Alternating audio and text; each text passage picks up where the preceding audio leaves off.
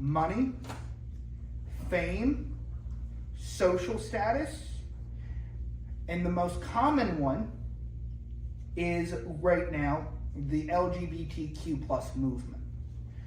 The God of our society, I put it as the 4 S's.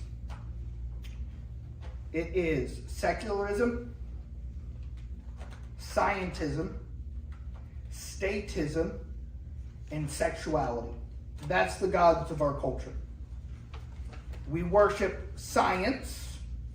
If you ever hear someone say, you're denying evolution, are you an idiot? Of course evolution is true. They've made a religious statement. They've not made a scientific one, they've made a religious one. Science does not have moral values in it. Science is the search for truth.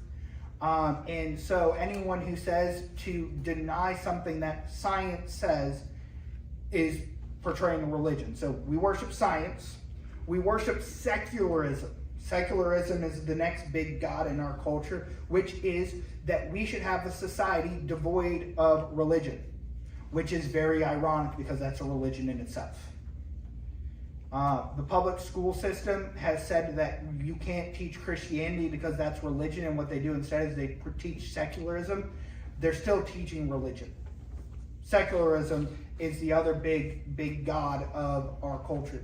Statism, the government is God.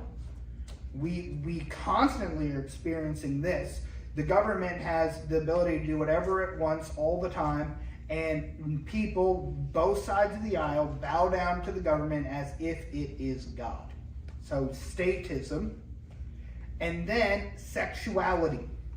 This has become, the 3 S's have been, the first 3 S's have been around since 1960. Sexuality gets added really in the early 2000s.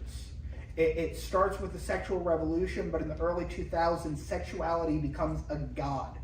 It's no longer, I want to live how I want to live, but rather there is this view of if you practice the LGBTQ life, you are doing something moral and good. That's how our society views it.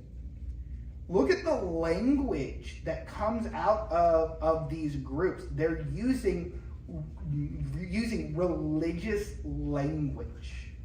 And so what we have to do is we have to die. Now, what we don't want to do is condemn every homosexual and transgender person. We don't do that. We talked about this during our series on Wednesday nights last year, where we talked about how we address these big issues in our culture.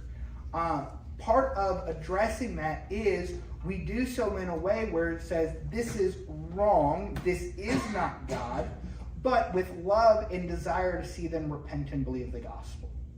But it still is the case right now. Our government wants you, our culture wants you to bow down at the altar of sexuality. Everything's about that.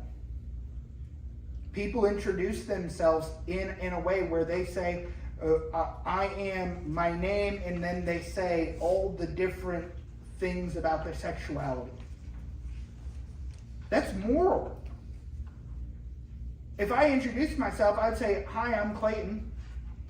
I'm a Christian. I probably would put in there that I'm Baptist because I really do believe in being Baptist. I'd probably put in that I'm a pastor. Those are religious things. If you add different words at the end, people are showing what their religion is. How people describe themselves shows what they worship. And so we, as a people, cannot worship these things. We cannot act like we are. We cannot partake in the worship of this false god. We have one God, and he alone is deserving of devotion.